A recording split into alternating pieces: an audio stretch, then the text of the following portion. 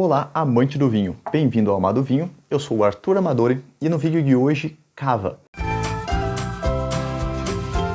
Ainda no clima de ano novo, né, vou falar um pouquinho de um espumante que, vamos dizer assim, ele pode ser o champanhe da Espanha. É verdade. Assim como o champanhe pertence à França e o Prosecco à Itália, a cava pertence à Espanha. Se é cava, tem que ser espanhol.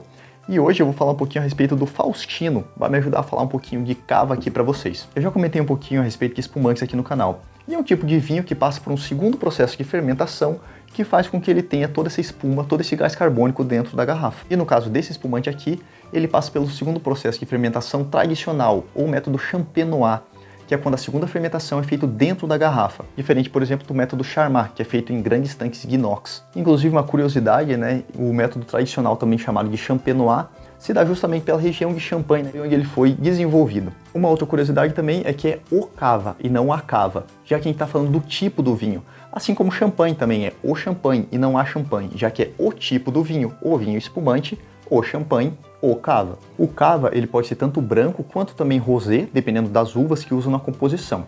Principalmente as uvas vão ser a Macabeu ou Viura, como também é conhecida em outras partes da Espanha, Xarel·lo, que adiciona bastante acidez a esse espumante, e Parellada. Existem também 3 tipos de cava.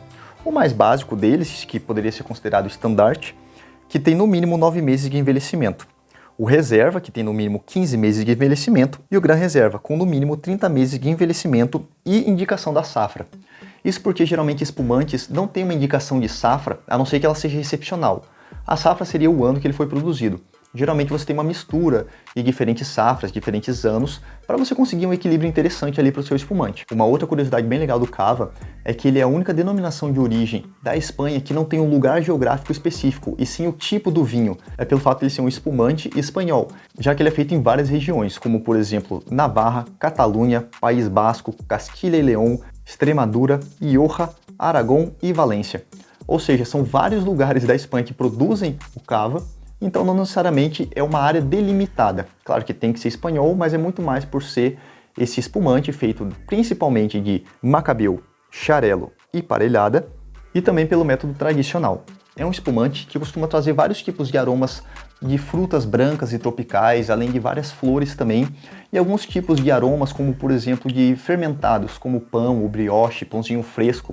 Isso por causa da segunda fermentação na garrafa. É uma característica dos espumantes do método tradicional. E um fato importante a respeito de espumantes do modo geral é a temperatura que você vai servir eles, girando sempre em torno aí de uns 6 graus mais ou menos, o que daria umas 2 horinhas de geladeira. E agora eu vou abrir o meu Faustino aqui, comemorar vocês esse primeiro mês do ano aí, já que se estão em janeiro ainda e saiu esse vídeo, vale a pena, vale um feliz ano novo para todos vocês.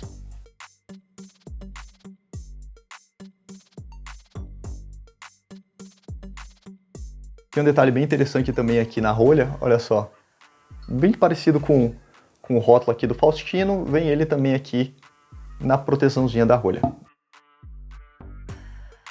E por mais que seja muito glamuroso quando você vai abrir o seu espumante e fazer todo aquele barulho, aquela sujeira, o correto é você tentar abrir ele com o máximo de descrição possível.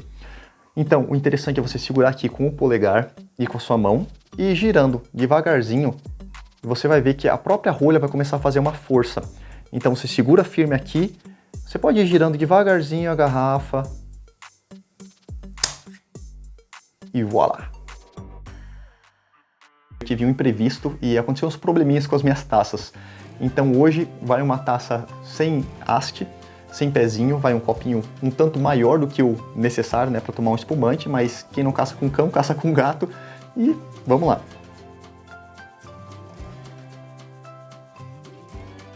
Infelizmente pareceu mais um refrigerante do que propriamente um espumante cava, e não dá para analisar muito bem a perlagem, apesar de que dá para ver aqui que tem várias borbulhas. A perlagem, que seria essa borbulha, uma indicação de qualidade dela seria a quantidade que elas têm, quanto mais melhor, a persistência dela, quanto mais tempo ela dura na sua taça, e também o tamanho, quanto menor a perlagem, quanto mais persistente ela for e quanto mais tiver, melhor é o teu espumante. E eu não tenho dúvida da qualidade desse espumante, apesar do meu copo talvez não deixar que todo esse glamour apareça. A grande questão do copo é justamente porque, pelo fato de ele ser muito largo, muito grande, eu não consigo observar tão bem as perlagens, diferente do tipo flauta, né, do mais compridinho. apesar de que o Tulipa também é bem indicado hoje em dia para os espumantes do modo geral, que é um pouquinho mais largo. Eu já falei outras vezes a respeito da taça indicada para você tomar cada vinho. Por exemplo, os espumantes não têm uma quantidade tão rica de aromas tão intenso, tão forte como, por exemplo, um vinho tinto. Por isso aqui, esse copo acaba sendo muito grande, ele acaba tendo muito espaço para os aromas que não são tão intensos. Consequentemente, dificulta um pouco a análise sensorial da bebida. Apesar de que dá sim para sentir aqui tudo que ele tem para entregar. A questão das frutas aqui, eu sinto bastante maçã verde, alguma coisa floral também, não vou saber dizer exatamente qual a flor, mas tem um aroma floral também bem intenso aqui. E no retrogosto, que no caso depois que eu tomo, eu consigo sentir bastante um cheirinho de pão, bem interessante pela questão até do amadurecimento, já que esse Faustino aqui, ele é um reserva, então ele teve no mínimo 15 meses de envelhecimento. E mais uma vez um feliz ano novo, que ele seja repleto de muita saúde e realizações para todos vocês aqui que estão vendo esse vídeo. Considere se inscrever no canal, porque eu ainda vou fazer um outro vídeo a respeito do método Asti, eu tenho um espumante aqui também de lá, que eu vou fazer um review dele. Então se inscreve no canal, deixa o teu curtir e até o próximo vídeo. Tchau, tchau!